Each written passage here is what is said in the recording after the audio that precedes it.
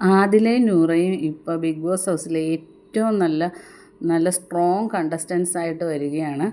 അത് ഇന്നലെ ലൈവ് കണ്ടവർക്കൊക്കെ അത് മനസ്സിലായി കാണും.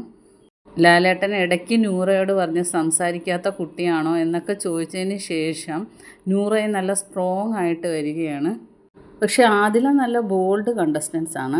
കാരണം ആദില ഒരാളോട് സംസാരിക്കണമെങ്കിലും ശരിക്കും ആ ഒരു വ്യക്തിയെക്കുറിച്ച് പഠിച്ചതിന് ശേഷം മാത്രമാണ് ആദില ഓരോ പോയിൻറ്റും അവർക്കെതിരെ എറിയുന്നത്.